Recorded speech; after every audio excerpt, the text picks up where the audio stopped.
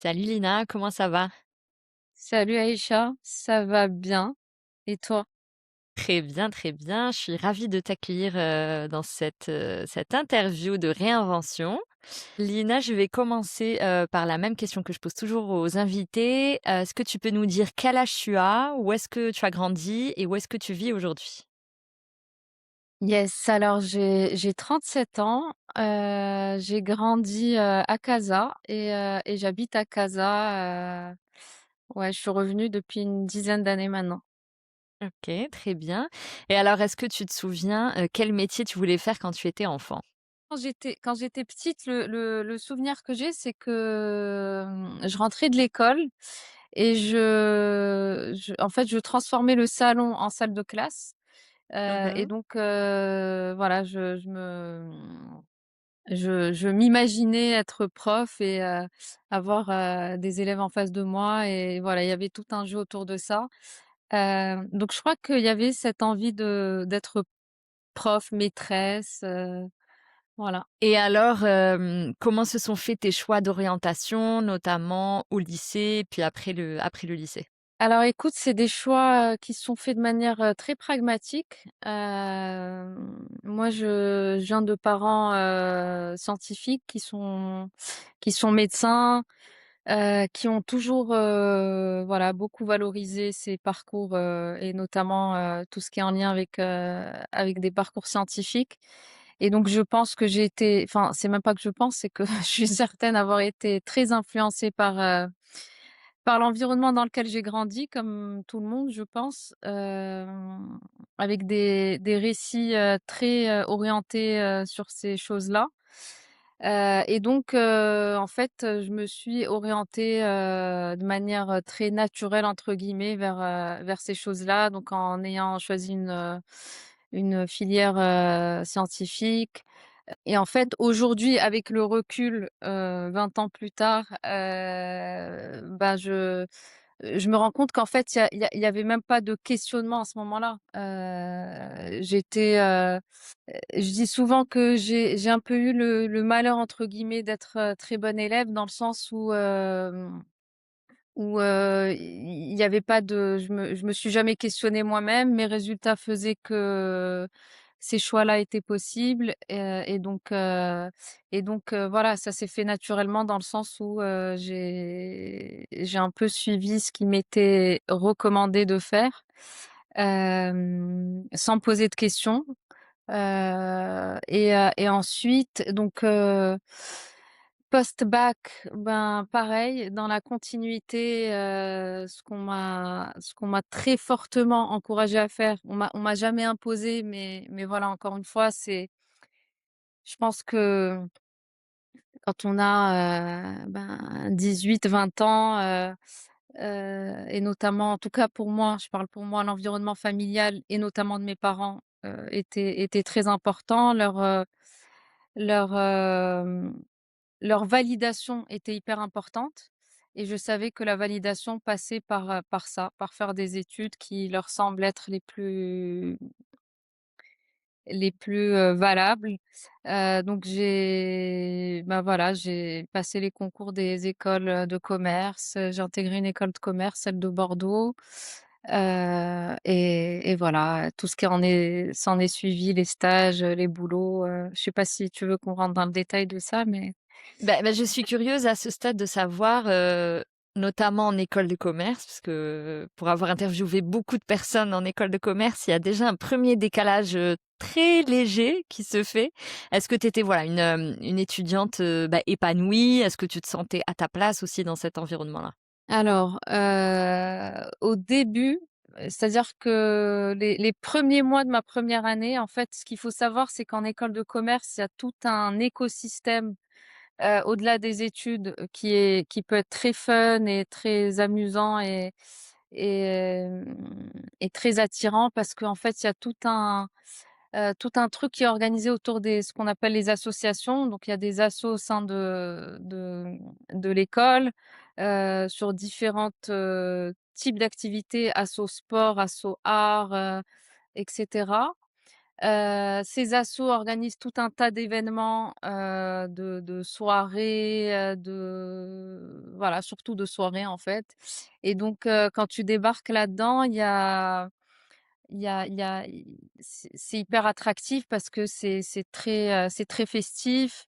Et puis il y a un très fort en fait, en école de commerce, il y a un esprit de communauté qui se crée tout de suite, qui est très fort, et tout est organisé pour créer cet esprit de communauté, et notamment à travers l'associatif. Ce qui fait qu'on se sent appartenir à ça devient presque sectaire, et donc voilà, on se sent appartenir à un groupe, donc ça peut être, hyper plaisant. À côté de ça, il y avait les études, ben franchement, 1, ça m'intéressait pas spécialement. 2, disons que c'est assez light, surtout quand on vient de voilà, de cursus, où les études, étaient un peu plus denses. Ben, quand on arrive en école, voilà, c'est on je dirais pas on n'est pas là pour étudier, mais disons que c'est pas le cœur du système d'une école de commerce. Hem Et donc à ce moment-là, en fait, donc j'avais, entre 20 et 23 ans, et à ce moment-là, je commençais à me poser des questions, mais de manière, très timide. Dans le sens où, voilà, ma voie était toute tracée. Je reviens sur cette histoire de validation, et notamment par mes parents. C'est-à-dire que j'avais un peu plus de recul, et c'est vrai que ça me questionnait un petit peu.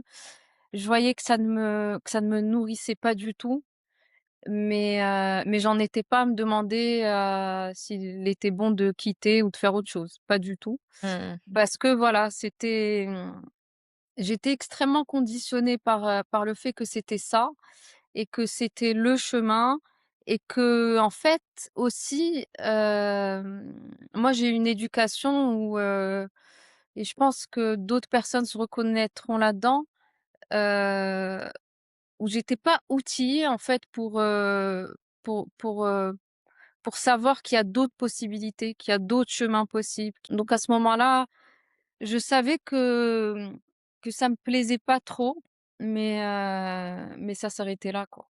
Mmh. Et est-ce que, tu es dans le même état d'esprit pour, face au marché du travail, en fait, du coup, une fois diplômée? Dans le sens, C'est-à-dire? voilà, dans le sens, bah, je suis peut-être pas totalement à ma place, mais en même temps, voilà, je j'ai pas forcément d'autres, enfin, je vois pas d'autres options, en tout cas. Je me laisse pas la possibilité de voir d'autres options. Ouais, complètement. En fait, c'était encore une fois, tout était dans la continuité, en fait, et tout était dans une approche, utilitariste. J'ai fait des études pour accéder à un certain type de poste, avec tout ce que cela comportait comme valorisation, encore une fois extérieure. En fait, pendant mes études, donc en école de commerce, puis les mes premières années de boulot, comme je disais, ça commençait à mûrir un peu dans ma tête. Je commençais à me questionner vraiment, et surtout, en fait, il y avait un mal-être du fait de, parfois se réveiller avec la boule au ventre, de pas avoir envie d'être là, de s'ennuyer sur son lieu de travail, de d'avoir un travail qui, comme je disais, me nourrissait absolument pas. Donc donc voilà, il y avait ça, que je ressentais au quotidien, avec évidemment, des périodes plus difficiles que d'autres, des périodes plus sympas parce qu'il y avait des moments sympas aussi. Heu et puis, donc quand je suis rentrée au Maroc, j'ai rejoint un cabinet de conseil. La première année était géniale, heu, parce que déjà voilà, je reprenais mes repères, dans le pays dans lequel j'ai grandi. J'ai rencontré, des collègues, extraordinaires, et voilà, il y avait un état d'esprit au sein de ce cabinet, dans lequel, je me sentais très bien. Il y avait la découverte du monde du conseil qui m'a aussi beaucoup appris, beaucoup de voyages aussi, et beaucoup de déplacements dans le cadre des missions de conseil. Donc tout ça faisait que La première année était pleine d'excitation, pleine de découvertes, de réappropriation du contexte, casablancais, et puis après la première année, ben, ça commençait à être un peu plus difficile, sur plein d'aspects. Heu, alors pour ceux qui connaissent le monde du conseil, ils comprendront, il y a une charge de travail qui est extrêmement intense avec des horaires, pas très décents. Mais au-delà de la charge de travail, il y avait vraiment, à ce moment-là, un vrai questionnement sur ce que je faisais. En fait, j'ai depuis très, très, très jeune, et d'ailleurs, c'est ce que j'ai adoré à l'école. Moi, je fais partie de ceux qui ont adoré être à l'école. J'ai toujours senti le besoin d'être stimulée, intellectuellement, et voilà, d'avoir une espèce de stimulation intellectuelle qui me nourrit beaucoup. Et en fait, quand je suis arrivée dans le monde du travail, ben, je sentais que j'étais pas du tout stimulée. Il y avait quelque chose de très opérationnel, avec parfois de la technicité, mais voilà, ça ne me stimulait pas, ça ne me nourrissait pas. Et donc à ce moment-là, ben, deuxième année de conseil, je commençais à prendre un peu plus de recul, à être un peu plus lucide aussi sur ce que je vivais, à mettre à distance, en fait, tout ce conditionnement dont je parlais, le fait d'être, dans une belle structure avec voilà, un poste, valorisé socialement, avec un bon salaire, et cetera, et je commençais un peu déjà à déconstruire tout ça. Et en même temps, il y avait donc ce volet de déconstruction et de mise à distance, mais il y avait aussi ce volet d'être encore très attachée à cette sécurité, au poids du regard extérieur, au-delà même de ma famille, de mes parents, et cetera. Donc disons que j'étais un peu, partagée entre ces deux choses-là, et en même temps, et en fait, il y avait ce truc-là de me dire, parce qu'il y a clairement cet attachement à quelque chose qui sécurise, et la peur de lâcher ce truc qui sécurise, et en même temps la conviction profonde que je ne peux pas me suffire de ça. Et il y a cette phrase d'un auteur que j'adore, de Thomas Dansembourg, qui dit, «On n'est pas sur terre pour payer un loyer», et en fait, il y avait ce truc-là, qui il y avait cette réflexion, en fait, de OK, c'est sécurisant, OK, c'est valorisé extérieurement, OK, ça donne une espèce de reconnaissance sociale dont j'ai besoin à ce moment-là, mais est-ce que je peux réduire ma vie à ça, en fait? Est-ce que je peux, limiter mon existence à ça? Donc voilà, donc il y a eu ce questionnement un peu en filigrane pendant 2 ans, et à un moment je savais que je voulais quitter, heu, parce que, voilà, je pense qu'il y a des moments où il y a des espèces de petites prises de conscience qui n'ont pas besoin d'être, gigantesques, qui font que, ben, on a ce truc qui se déploie et qui se dit: «Allez go», et en fait, donc j'ai posé ma démission, et ensuite, vraiment tout de suite, j'ai eu un problème de santé, où donc, j'ai été hospitalisée quelque temps. J'avais en fait un problème cardiaque, je faisais de l'arythmie cardiaque. Ça a été, assez préoccupant sur le moment, et en fait, bon, sans trop rentrer dans le détail, mais c'est un moment qui a été un moment pivot dans ce qui allait advenir après. C'est-à-dire que j'ai frôlé la mort, et dans ce moment de conscience d'éventuellement la vie qui s'arrête, ben, il y a tout ça qui m'est revenu en pleine figure. En fait, il y a eu un espèce de bilan, intérieur de toute ma vie, Et et rappelle-nous, tu as quel âge à ce moment-là? Pour un peu alors à ce moment-là, de j'ai, contexte? 29 ans, OK. 29-30 ans, et ça a été pivot parce que en fait, tu sais, on parle souvent de lâcher prise. et en fait, ça a été un vrai moment de lâcher prise. C'est-à-dire que il y avait une espèce de pleine acceptation de ce qui m'arrivait et surtout aucune attente par rapport à ce qui allait advenir. J'ai toujours été dans une espèce d'anticipation des choses qui allaient arriver, de vouloir sécuriser ce qui pouvait se passer.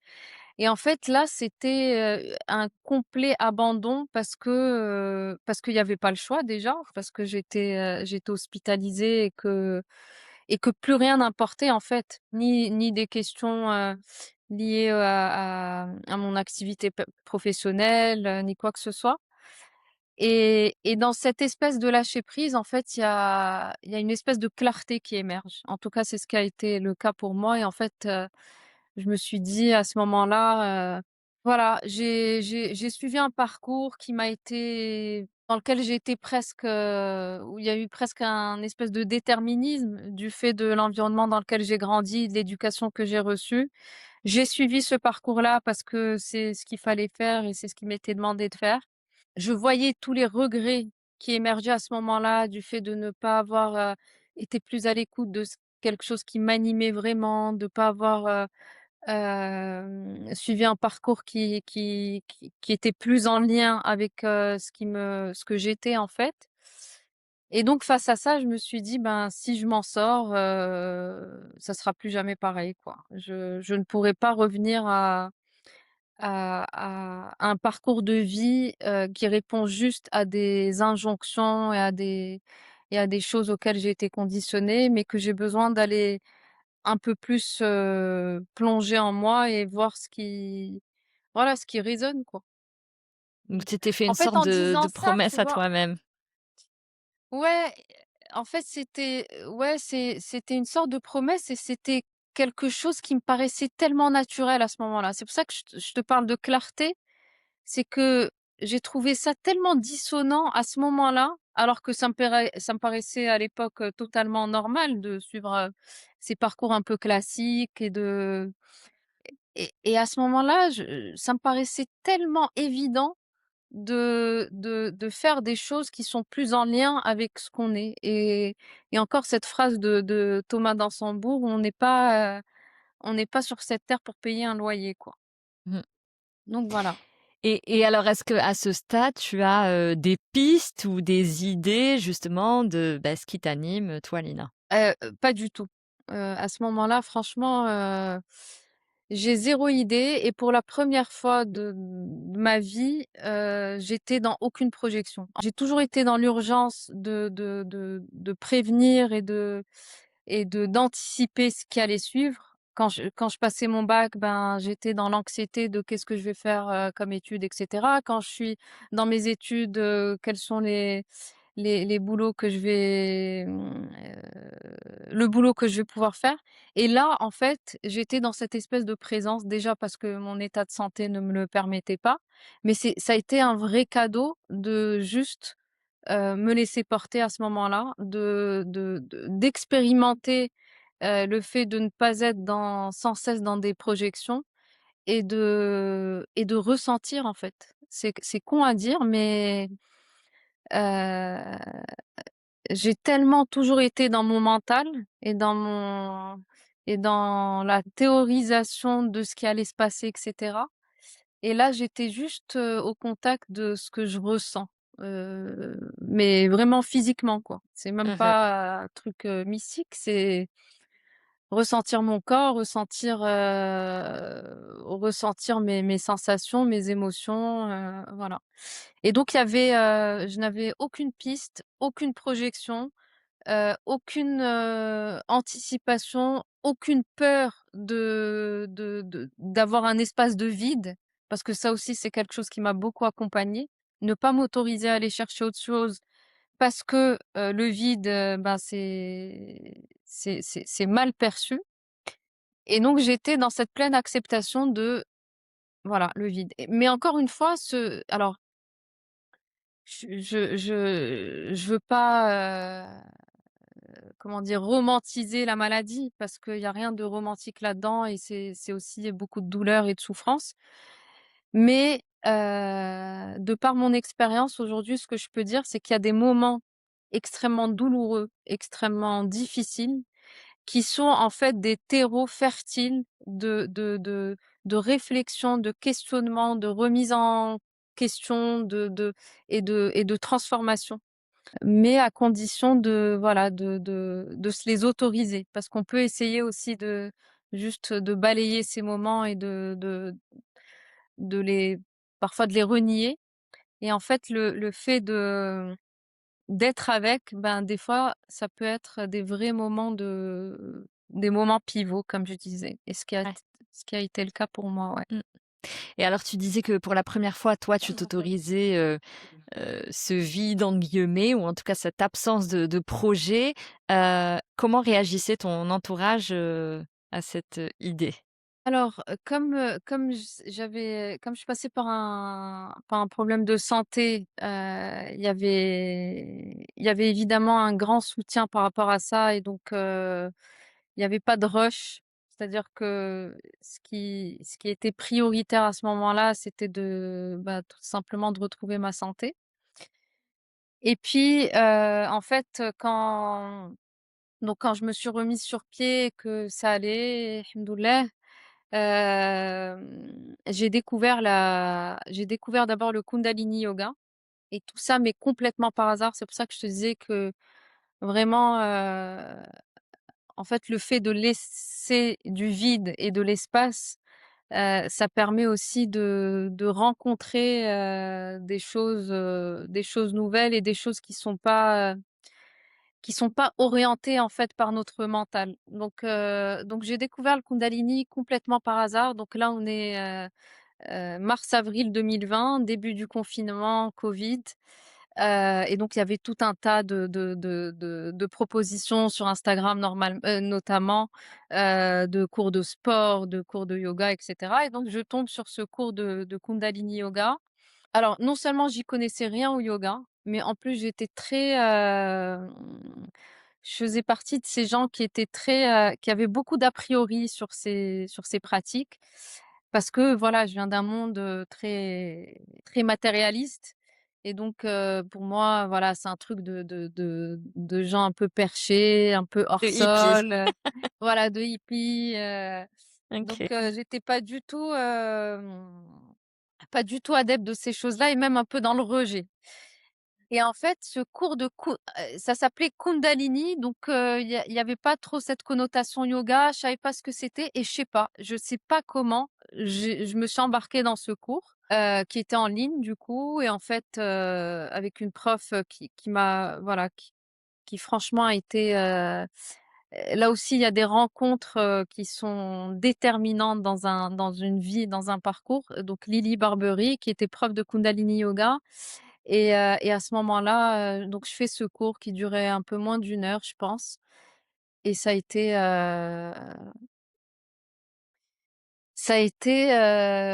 franchement, 5 ans plus tard, j'ai toujours pas les mots pour exprimer ce qui s'est passé à ce cours, mais aujourd'hui, je sais parce que je sais ce que fait le Kundalini, d'un point de vue physiologique, ça libère beaucoup de choses. Mais voilà, en gros, j'ai pleuré, mais toutes les larmes de mon corps. J'ai senti une espèce de clarté, dans mon esprit. Enfin voilà, le cours était assez fou On et voit donc encore les étoiles dans tes yeux, en effet. bah, écoute, c'est un souvenir, franchement, hyper précieux et hyper intact dans mon esprit parce que on vit pas, 36 000 moments comme ça dans une vie, je pense donc Et et alors, je pense que le yoga, les gens, savent, mais est-ce que tu peux nous expliquer ce qu'est le Kundalini Yoga, du coup? alors le Kundalini Yoga, c'est une pratique de yoga, c'est un type de yoga. On appelle le Kundalini Yoga le yoga de la conscience parce que c'est un yoga, en fait, qui n'est pas du tout un yoga postural.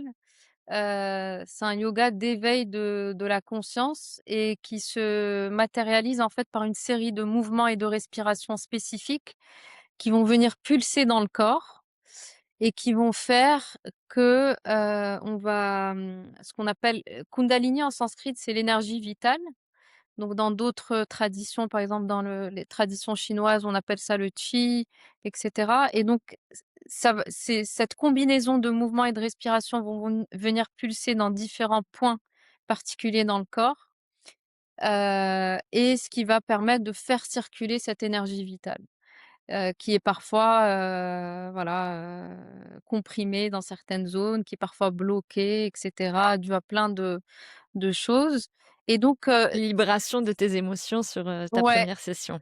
Exactement, mais à ce moment et en fait, ce qui est très intéressant aussi, c'est et moi je recommande ça, aux personnes qui, je sais pas, qui vont peut-être s'initier au yoga ou à d'autres pratiques, c'est justement d'y aller sans non seulement sans a priori, mais sans trop en savoir. Parce que c'est ce qui permet en fait de passer par l'expérience et par l'expérience sensorielle.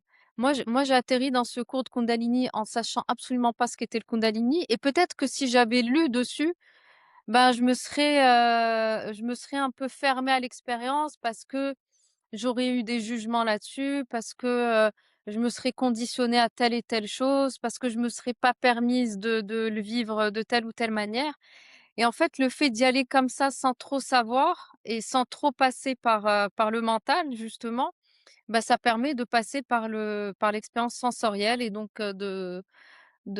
tu vois, d'être vraiment ouverte à l'expérience telle qu'elle se présente et de pas voilà et donc j'ai découvert le Kundalini, lors de ce cours avec, Lily Barbery.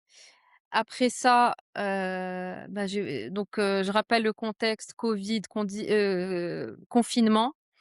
Hem, je travaillais plus à ce moment-là et donc j'avais toute la latitude et tout le temps, qui fait que je me suis donnée à ça, mais de manière, boulimique. En fait, je passais mes journées littéralement à faire du Kundalini, à me documenter parce qu'à ce moment-là, ben, j'ai la curiosité d'en savoir plus, et en fait, je ne faisais que ça, mais vraiment et de manière boulimique et avec tellement de joie, en fait, et ça faisait très longtemps que, j'avais pas peut-être, depuis mon enfance, en fait, que j'avais pas fait quelque chose avec joie, avec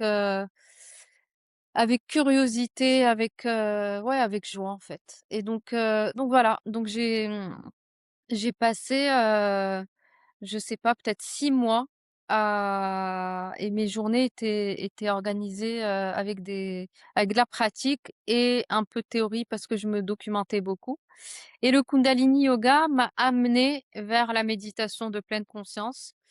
Hem, p Pourquoi ça m'a amenée vers la méditation de pleine conscience? Parce que, le Kundalini, c'est une activité donc, physique, psychocorporelle en fait, mais qui m'a appris à juste être présente dans mes sensations et cette présence-là m'a amenée à, explorer la méditation et donc voilà.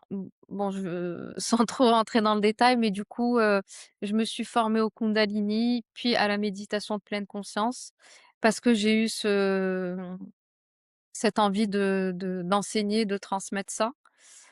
Et alors, justement, à quel moment est-ce que, tu passes de, bah, je plonge dans ces pratiques-là qui m'intéressent, ça me stimule et cetera et à quel moment tu as cette envie de passer à enseigner aussi à ton tour?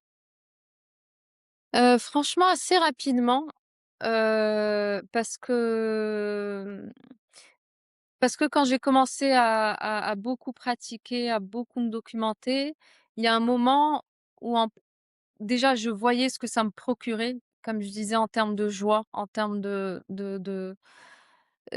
à l'heure je parlais du manque de stimulation, en fait j'étais ultra stimulée. Je me sentais extrêmement,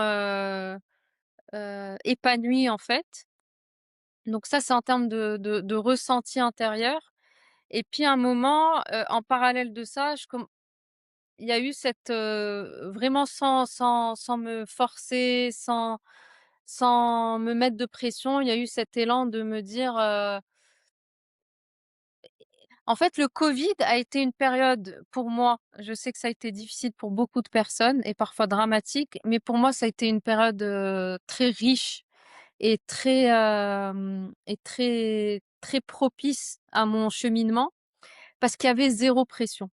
Tout le monde était à la maison, il y avait pas de justement tout à l'heure tu me demandais par rapport au regard de mon entourage, même mes parents et cetera qui généralement sont hyper anxieux sur nos parcours professionnels à moi et à mes frères, bah, là, il y avait une espèce de latitude. Bon, ben, tout est à l'arrêt, alors, on peut s'autoriser cet arrêt et en fait, le fait de m'être autorisé ce truc-là, parce que aussi l'extérieur me le permettait, il y avait pas de pression extérieure, ça m'a permis d'explorer de manière beaucoup plus ouverte, tu vois? D'explorer ce que j'ai envie de faire de manière plus ouverte. Il y avait pas la pression de, «Vas-y, dans un mois, faut que tu aies trouvé un boulot, que tu démarres, que, tu as un salaire qui rentre» et cetera et cetera. Il y avait cet espace qui était autorisé de manière collective Ouais, ouais. à juste explorer et donc c'est ce qui m'a permis d'explorer avec vérité et je m'explique là-dessus. En fait, hem j'aurais pu, si j'étais un peu dans le rush et dans cette espèce de pression, vis-à-vis de moi-même, pression de mes parents et cetera, j'aurais pu, hem, aller vers une reconversion qui réponde à certaines injonctions de, il faut que ce soit dans tel et tel, type de poste et cetera et en fait, là, comme j'avais cette ouverture de juste me demander réellement.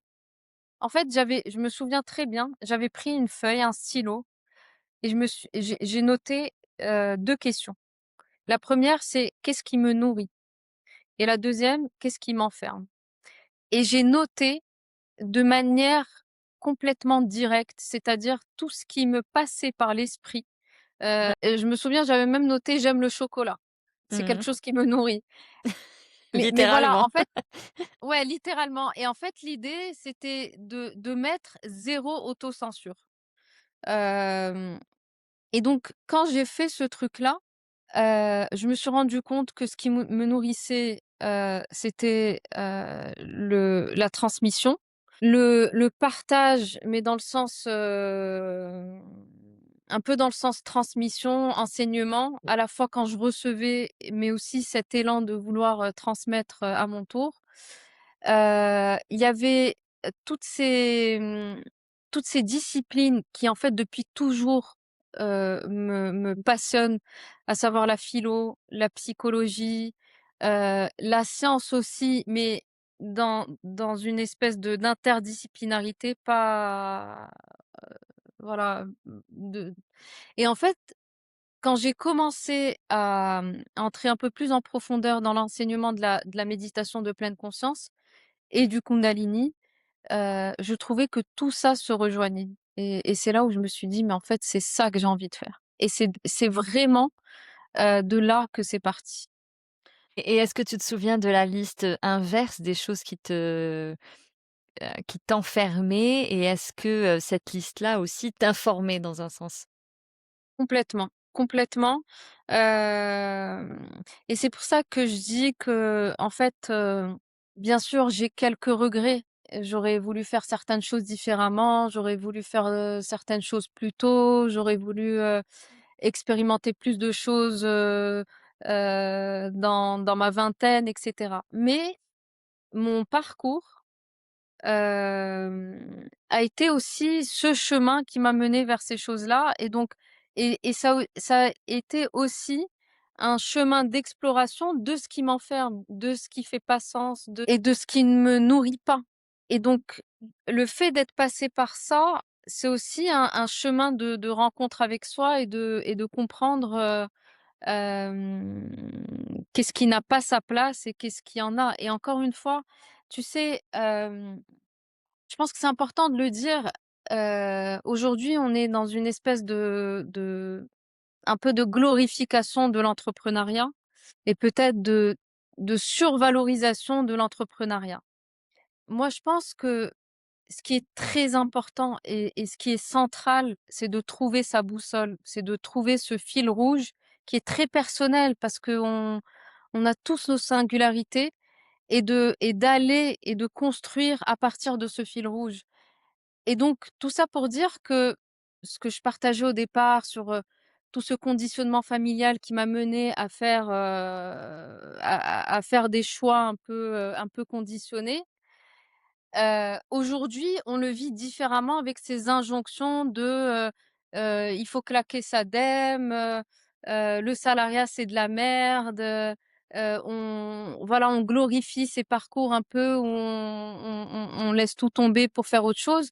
Or, je pense que ce qui est dangereux là-dedans, c'est que ce qu'on a eu à notre époque d'être hyper conditionné par certains discours, aujourd'hui, il y a un nouveau conditionnement, il y a de nouvelles injonctions par rapport à, le salariat, c'est pour les nuls et l'entrepreneuriat, c'est pour ceux qui ont réussi.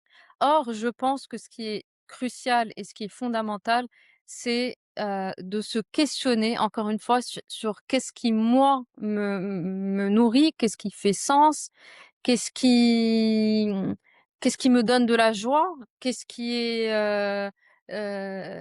où se trouve ma boussole? Plutôt que de vouloir en fait, standardiser des parcours et de romantiser certains parcours.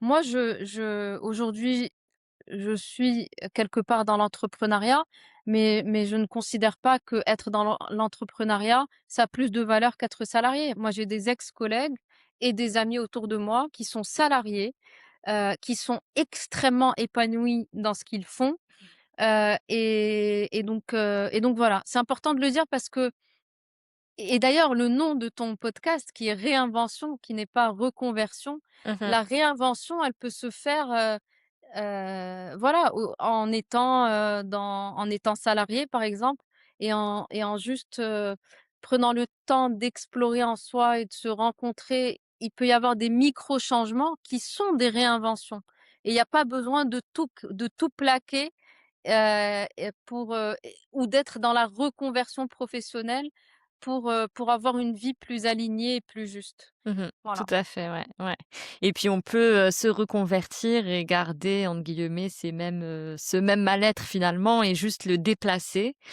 Et ça m'amène à une autre question. Est-ce Complètement, ouais. que, est-ce qu'au début de ton activité, donc aujourd'hui, tu enseignes, la méditation de pleine conscience. Est-ce que tu as eu des choses quand même justement que tu as entre guillemets, «déplacées» de de ton parcours, antérieur? Je raconte n'importe quoi, tu vois? Moi, je suis coach aujourd'hui, mais j'ai un background sales, donc il y a quand même des choses qui sont venues avec moi, très vite l'envie de mettre en place des KPI, tu vois? De des choses qui sont que j'ai continué à garder et ensuite, bien sûr, tu fais le choix de les garder ou pas. Est-ce que toi, du coup, tu as des, héritages un «héritage» entre guillemets de ton parcours? Ouais, bien sûr, je et encore une fois, tu vois, c'est tout l'intérêt de mettre de la nuance par rapport à je parle pour moi, à mon parcours. Ça m'a beaucoup apporté sur plein d'aspects. D'abord, les études que j'ai faites, depuis, je parle même, enfin, depuis l'école, collège, lycée et cetera. Bah, c'est quand même des choses qui ont permis de développer certaines capacités, certaines qualités, même cognitives. Ça permet de développer, certaines capacités organisationnelles, de réflexion et cetera, et tout ça, c'est pas parce qu'on se reconvertit que ça disparaît. Donc il y a plein de choses qui m'accompagnent encore en termes d'organisation, en termes de réflexion, en termes de je donne un exemple très concret, je fais des présentations pour des entreprises, et ben, mes années, de conseil à faire des PowerPoint, ça m'aide aussi, tu vois? Donc ouais, je pense que c'est important de pas tout rejeter, que et de capitaliser en fait sur ce qu'on a acquis à travers des parcours et des trajectoires, qui aujourd'hui, ne font plus partie de ma vie, mais qui m'ont beaucoup apporté sur plein d'aspects, ouais, bien sûr. Mmh. Mais est-ce que tu dirais que tu as changé ta manière de «travailler» entre guillemets? Alors ça, c'est une super question parce que tu vois, tout à l'heure, on parlait de, qu'est-ce qui m'enferme? En fait, moi, quand j'ai décidé de quitter mon job en cabinet de conseil, à ce moment-là, mon discours intérieur, c'est que, voilà, je ça faisait plus sens pour moi, et surtout ça ne m'épanouissait plus et il y avait que ce discours-là. Et de manière très très honnête, en fait. C'était pas un manque d'honnêteté envers moi-même, mais c'est tout ce que je voyais de ça. Et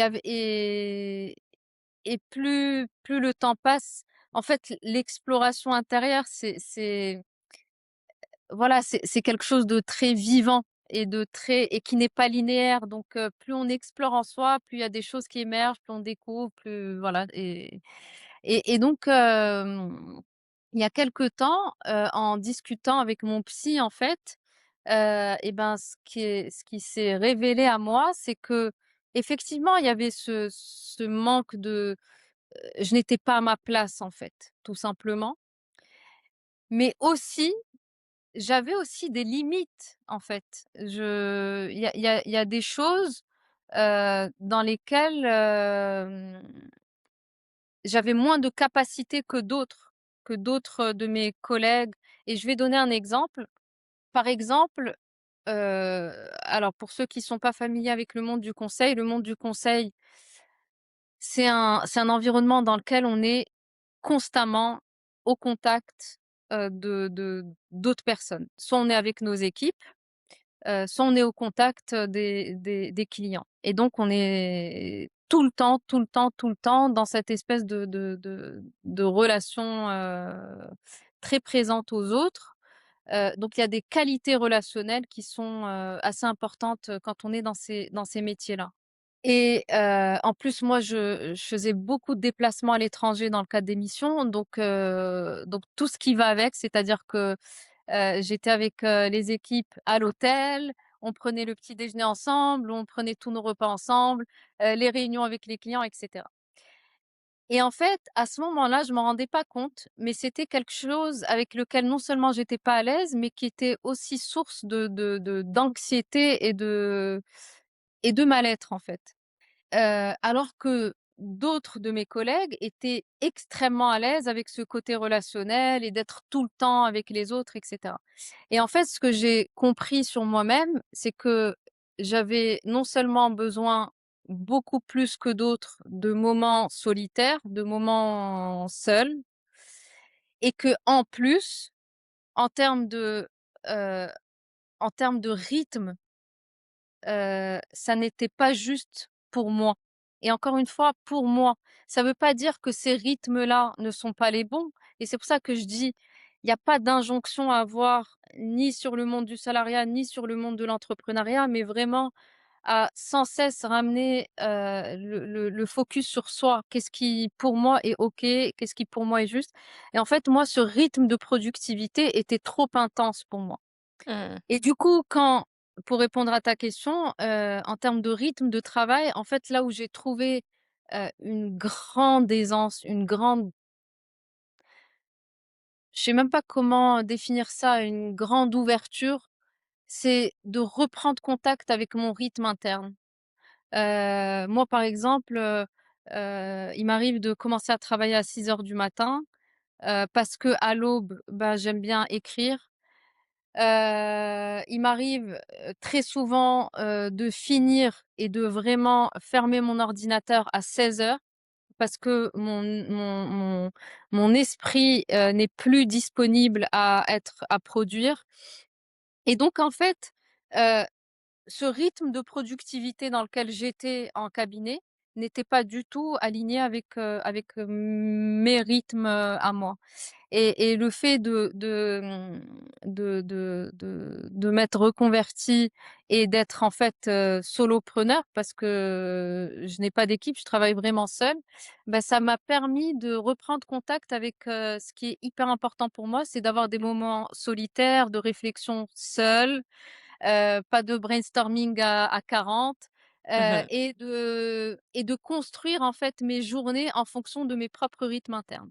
Et ça, c'est franchement, un de mes plus grands luxes. Bien que voilà, encore une fois, il y a plein de difficultés, d'embûches dans mon métier comme dans tous les métiers, mais ça a été, hyper, émancipateur pour moi, ouais. Que, tu as eu, au long du parcours, des doutes et des peurs? Alors au début, pas du tout. En fait, alors, encore une fois, je sais pas si c'est commun aux reconversions. Du coup, je vais parler de mon expérience personnelle, mais au début, c'est comme une espèce de lune de miel. Donc, Tu tout en est high. ouais, voilà. En fait, tout est très clair, tout est évident. Il y a une espèce, ouais, d'excitation, de joie un peu exacerbée, et 0 doute pour répondre à ta question. Pas de peur parce que voilà, c'est en tout cas pour moi, c'était d'une évidence, limpide. Après, ben, maintenant ça fait 5 ans, un peu moins que 5 ans, 4 5 ans. Et ben, plus on avance, plus forcément, on traverse des difficultés, des échecs. Je travaille un peu avec le monde de l'entreprise, ben, des fois il y a des refus. Je travaille aussi dans le milieu éducatif, en enseignant la pleine conscience aux enfants dans les écoles. Bah, là encore, des fois, voilà, on est dans des dialogues, de négociations qui n'aboutissent pas. Donc bien sûr que et tout ça fait que en fait et là encore, la raison pour laquelle je dis que c'est hyper important de pas, romantiser l'entrepreneuriat et de ne pas, f donner des discours un peu lissés, c'est que, parfois on peut avoir l'impression de l'extérieur que waouh, on est passé d'un monde, où on était malheureux, dans un espèce de mal-être à un monde, hyper lumineux où tout est beau, tout est joyeux, tout est facile, tout coule. C'est faux, c'est archi faux. En fait, on a je pense que les difficultés, les embûches, les échecs et cetera font partie de tout parcours de vie, tout simplement. Je pense qu'on voilà, bah, c'est pas une révélation, mais c'est vrai que, quand on fait des choses, qui nous animent davantage et qui nous, ouais, qui font sens et bah, je pense que les difficultés sont plus franchissables, simplement parce que je pense qu'on est plus persévérant et qu'on y met plus d'énergie. C'est la réalité de l'existence qui est la même, quel que soit ce qu'on fait, quoi. Ça fait, 4-5 ans que tu enseignes, pardon. Dans quelle mesure est-ce que ces pratiques sont toujours, ancrées dans ton quotidien? Est-ce que tu as une routine? Comment est-ce que tu vis ces pratiques aujourd'hui? Alors, ça aussi, c'est un peu, tu sais, c'est comme, ce que je disais sur la lune de miel, du début. Au début, je pratiquais énormément, mais parce que ça fait partie du processus d'apprentissage, en fait. La pratique, elle fait partie intégrante de ce processus, hem et qu'aujourd'hui, hem, je pratique pas tous les jours, ce qui était le cas avant.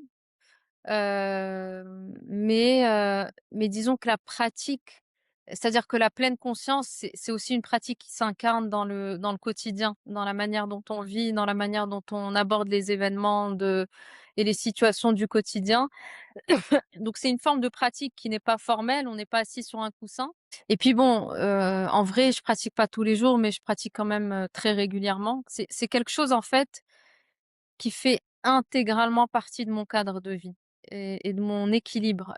C'est-à-dire que le fait de me mettre en mouvement, le fait d'avoir des temps de présence, parce que la méditation au final c'est juste ça, c'est juste, s'asseoir et être à l'écoute de ce qui se passe à l'intérieur de soi, heu, c'est aujourd'hui quelque chose, que, qui fait partie de mon hygiène intérieure et dont je peux pas me défaire, pas parce que je me dis: «Il faut que je fasse», parce que autrement mon équilibre et mon bien-être est mis à mal, en fait. Et tu dirais justement que tu pratiques de manière, intuitive? Dans le sens où tu Oui, ressens le besoin de le faire? ouais, exactement et en fait, alors de manière intuitive, surtout dans ce que je pratique, c'est-à-dire ce que je pratique tous les jours n'est pas le même d'un jour à l'autre. Parfois, j'ai plus besoin de mouvement. Donc je vais plus être dans des postures de yoga, dans des respirations et cetera. Des fois, j'ai besoin d'immobilité et en fait, plus on pratique, plus on est à l'écoute de soi, plus on a la possibilité de savoir qu'est-ce qui est juste pour nous à ce moment-là. C'est comme tout, quoi. Donc ouais, effectivement, c'est plus intuitif. Ouais, c'est juste. Et alors, qu'est-ce que tu conseilles à tes étudiants? Je ne sais pas si tu les appelles, comme ça, justement pour ne pas tomber, dans l'injonction de méditer, d'être dans la pleine conscience? Je m'explique. Moi, tu vois, j'ai connu la méditation, je sais pas, il y a peut-être, 10 ans ou un truc comme ça, mais je sais qu'à des moments, je me disais: «Ah bah, j'ai pas médité», limite, tu te fouettes parce que tu as pas médité, parce que tu voulais faire 10 minutes tous les jours et en fait, ça devient une course, enfin, tu vois, tu passes à côté de «j'en ai envie» et tu dis: «Bah, je dois le faire», tu vois? Comment, comment est-ce que, bah, s'assurer qu'on en a envie, qu'on doit pas le faire? Comment ne pas tomber dans l'injonction de méditer? Ouais, ça c'est un vrai sujet, c'est que, en fait, je pense que ce qui est hyper important en fait, on aborde la méditation généralement un peu comme on aborde sa vie, c'est-à-dire, avec des injonctions d'efficacité, de performance, c'est la manière dont notre esprit est construit que qu'on médite. C'est intimement lié et c'est intimement corrélé. Maintenant, je pense que quand on démarre, quand on commence à méditer, je dirais ne pas se mettre de pression, c'est-à-dire ne pas être dans l'attente de résultats. En fait, le problème avec la méditation, c'est qu'on a tellement d'idées reçues autour de la méditation. Je vais aller méditer pour me calmer, je vais aller méditer pour faire le vide, je vais aller méditer pour arrêter mes pensées et en fait, plus on nourrit ces injonctions, comme tu dis, plus ça nous éloigne de la méditation parce que, la méditation n'est pas là pour ces choses-là, n'est là ni pour nous calmer, ni pour, faire le vide. C'est juste rencontrer ce qui est là. Pour y aller, il faut libérer son esprit de ces choses-là. Il faut se dire: «Je vais aller juste m'asseoir, écouter». C'est des choses auxquelles on n'a tellement pas l'habitude, juste écouter, ce qu'il y a à écouter. Parfois c'est très bruyant, parfois c'est très actif en termes de pensée et c'est OK. Et puis aussi lâcher et suspendre ce besoin d'efficacité et de performance par rapport à la méditation. Mais voilà, ça s'entraîne et c'est vrai que c'est difficile peut-être parfois de s'y mettre seul et que moi je recommande d'être accompagnée parce que, c'est une vraie discipline et c'est un vrai, entraînement de l'esprit qui s'apprend. C'est un apprentissage. Aujourd'hui, en tout cas, quand on pense, pleine conscience, malheureusement, on pense aussi à l'inverse qui est, bah, le scroll et le vortex, de réseaux sociaux dans lequel tu peux te plonger. Je me demandais, toi, quel était ton rapport à ton téléphone, aux réseaux sociaux et voilà et comment tu gères ça? Sachant que ça peut être aussi, bien sûr, source, de stimulation intellectuelle, de curiosité, il y a plein de choses à découvrir et cetera, mais comment garder un bon équilibre? C'est une vraie question, qui à laquelle franchement j'ai pas de solution miracle malheureusement parce que je suis autant touchée que tout le monde par, Ah bah, moi qui par espérais par la un miracle. force de l'algorithme. OK. Non, c'est franchement, c'est extrêmement puissant, en fait, parce que je sais pas si tu sais, mais les gens qui développent les réseaux sociaux, ces plateformes, Instagram, TikTok et cetera, travaillent avec des neuroscientifiques. Pourquoi? Pour savoir comment fonctionne notre cerveau et ils savent très bien la manière dont ils peuvent, nous rendre addicts et donc ça, ils l'ont très bien compris et ça fonctionne très bien. Maintenant, moi voilà, Instagram, fait partie de mes outils de travail et comme tu as dit, Instagram pour moi alors moi, c'est le réseau social principal que j'utilise. Ça a été un espace de même de rencontres. J'ai rencontré des personnes que je n'aurais jamais rencontrées si ça avait pas été par les réseaux sociaux, parce qu'on est dans des pays, différents et que voilà, je n'aurais pas eu cette opportunité-là. Donc, comme tu dis, je suis pas pour la diabolisation des réseaux sociaux. Ça peut être des espaces de et même de comme tu dis, voilà, d'apprentissage, le Kundalini, je l'ai découvert, via Instagram et cetera. Donc ça peut être un outil au service, de plein de choses, hyper intéressantes. Maintenant, encore une fois, bah, tu le dis très justement, c'est quelle est la conscience qu'on met dans cette consommation-là? Comme dans plein d'autres consommations, mais la consommation du digital devient un vrai sujet parce que en fait, ça happe notre attention. Et je pense que n'importe qui utilise les réseaux sociaux peut en témoigner, en faire l'expérience. En fait, on est complètement happé, donc on est moins dans la présence, on est moins, dans le ressenti et puis on est dans ce cercle vertueux de la récompense immédiate. On a des choses qui sont à un rythme hyper, rapide, donc on s'habitue à à ce flux d'informations. Du coup, on a de plus en plus de mal à écouter ou à regarder un documentaire qui fait 1h30 parce que notre cerveau n'est plus habitué. En fait, les dérives des réseaux sociaux, c'est que par une consommation excessive, ça met en péril nos capacités attentionnelles et donc même nos capacités d'apprentissage et moi, c'est un des volets sur lequel j'interviens dans les écoles, c'est l'attention comme étant une qualité au service de l'apprentissage, scolaire, des apprentissages scolaires. Ouais, il y a pas de solution miracle parce que moi, je ne suis pas pour les solutions, extrêmes, c'est-à-dire, plus de réseau, plus de téléphone. Je pense que, bah, comme tout le monde, il faut essayer de modérer son utilisation. Donc je sais qu'il y a plein de voilà, il y a plein de choses qui sont proposées comme, éteindre son téléphone à partir d'une certaine heure et cetera.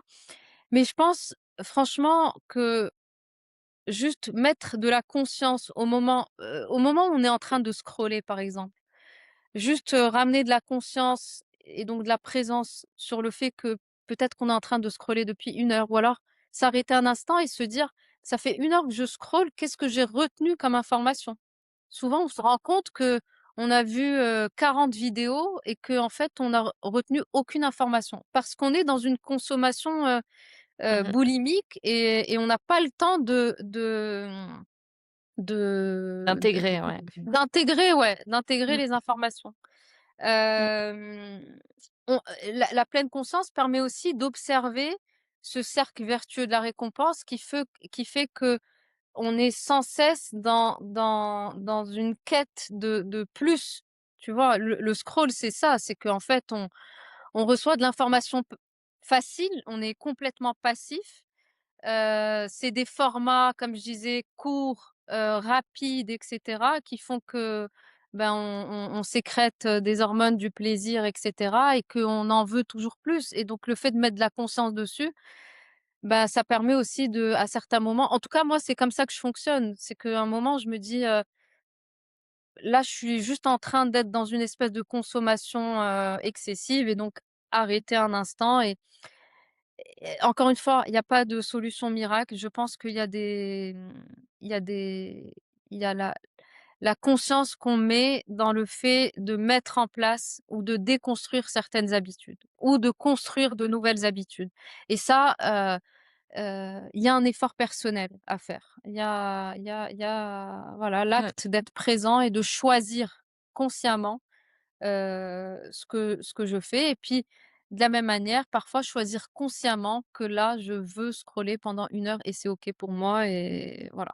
Ina, tu dirais c'est quoi, aujourd'hui ton rêve professionnel si tu en as? Aujourd'hui, j'aimerais, voilà, continuer à accompagner, à travers, la pleine conscience sur des sujets de santé mentale, des sujets de difficultés émotionnelles, psychologiques, hem et de continuer à explorer ce fil rouge, intérieur parce que je sais pas si je l'ai dit, c'est je plus le temps passe, plus je me rends compte à quel point c'est quelque chose de très vivant. En fait, on n'arrive pas à une destination et c'est fini et c'est figé. En fait, ça bouge tout le temps. Il y a une espèce de boussole, mais il y a du mouvement autour de cette boussole et ce qui est très important pour moi, c'est de continuer à nourrir de la conscience continuellement sur qu'est-ce qui me nourrit et de m'autoriser, au fil du temps de relâcher aussi ce qui ne me nourrit plus quand c'est le cas. Je pense que ce qui m'importe beaucoup, c'est de continuer à avoir le courage d'être loyale envers moi-même. C'est-à-dire de m'autoriser, à à changer, certaines choses s'il le faut parce qu'elles ne font plus sens et ne pas parce que tu sais, Hem, moi j'ai fait une reconversion, c'était évident, c'était clair et cetera. Mais au fil du temps, les choses bougent et en fait, on peut aussi parfois s'auto-censurer en se disant: «Non mais je vais pas encore, refaire autre chose», Tu vois? Il y a c'est-à-dire que la pression extérieure, le jugement, c'est des choses qui sont toujours là quelque part, et donc il y a ce travail qui ne finit jamais en fait, de continuer à explorer en soi et à et à prendre conscience que c'est pas linéaire et que donc, il y a des choses qui bougent et de rester, vigilant par rapport à ces choses-là pour, continuer à rester dans son alignement. Heu, voilà, c'est ce qu'il y a de plus important pour moi. Je sais pas où j'en serai dans 5 ans, dans 10 ans, dans 20 ans, mais ce qui est important et ce qui est le socle de tout pour moi, c'est de continuer sans cesse à m'autoriser le questionnement, de continuer sans cesse à m'autoriser à remettre en question, hem pour aller, encore une fois, vers ces 2 questions qui pour moi sont primordiales. Qu'est-ce qui me nourrit? Qu'est-ce qui m'enferme? Et donc de sans cesse m'autoriser à ajuster dès lors que je ne suis plus trop dans ce qui me nourrit ou que je suis un ou que je vire vers des choses qui m'enferment et de continuer à, voilà, rester au plus près de ce fil rouge, intérieur. Qu'est-ce que tu dirais, à quelqu'un, bah, qui sent qu'il n'est pas à sa place, mais qui n'a peut-être pas encore fait, ce pas de côté de rencontre de soi? Qu'est-ce que tu lui conseillerais? Alors, moi je suis pas très à l'aise avec les conseils parce que voilà, comme je disais, il faut surtout avoir ce dialogue intérieur.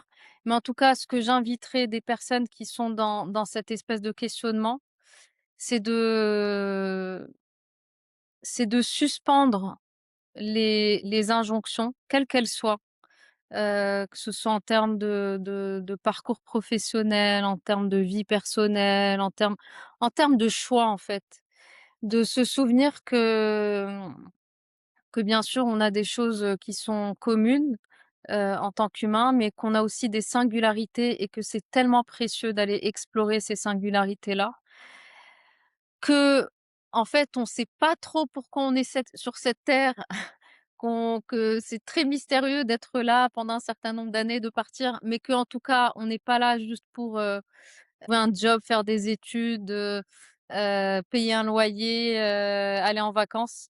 Ça, j'en suis convaincue et que donc peut-être qu'il faut aller explorer là-dedans, qu'est-ce qui me nourrit? Qu'est-ce qui et en se et surtout en se questionnant avec vérité, c'est-à-dire en mettant de côté c'est difficile, mais voilà, il y a ce travail à faire de mettre un peu de côté toutes les pressions extérieures, toutes les injonctions, tout ce qui est un peu, valorisé de l'extérieur et d'aller plonger un peu plus en soi et surtout, on est aujourd'hui dans une époque où tout part hyper vite, où tout est dans l'immédiateté, où tout est en fait, heu, voilà, sujet à une espèce de on parlait tout à l'heure de productivité, de performance et cetera et donc ça peut rajouter de la pression à la pression et donc je pense que c'est important aussi de se donner le temps. Une trajectoire, un chemin, ça prend du temps, c'est des pas en avant, mais c'est aussi des pas en arrière, c'est des pas de côté, il y a des périodes où on a juste besoin d'être dans l'observation et dans zéro action. Il y a des périodes où on est plus, dans l'action et voilà, suivre, accompagner le mouvement de la vie, en fait, c'est pas ça peut paraître un peu bisounours et tout, mais je pense qu'on a tellement été habitués à des récits, de voilà, il faut faire ça, ça, ça et cetera et ça s'est tellement ancré en nous que dès lors qu'on parle de ces choses-là, de se donner le temps, de lenteur, de de de de contemplation intérieure, de voir ce qui émerge en soi et tout, ça paraît comme ça. Mais moi, j'ai le sentiment et la conviction que c'est là qu'on trouve sa vérité. Après, voilà, ça reste à explorer. Et il y a une très belle phrase d'un philosophe que j'aime beaucoup par rapport à ça, et donc ça, je pense que ça fait écho, voilà, au sujet de ton podcast qui est reconversion. Je me souviens plus du nom du philosophe, mais il disait: «Ne vous demandez pas ce dont le ce ne vous demandez pas ce dont le monde a besoin, demandez-vous ce qui vous éveille à la vie et faites-le, car le monde a besoin d'humains qui s'éveillent à la vie». Voilà, je pense que, moi typiquement, voilà, quand j'étais plus jeune, j'étais surtout, focus sur, qu'est-ce que le monde a ce dont le monde a besoin.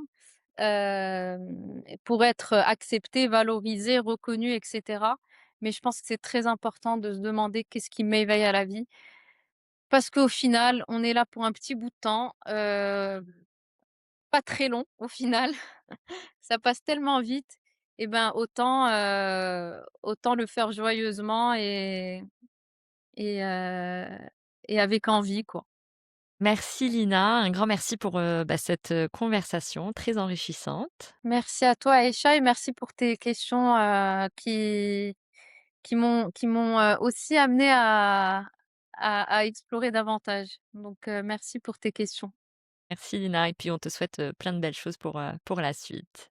Merci À très beaucoup. bientôt. Salut Aïcha.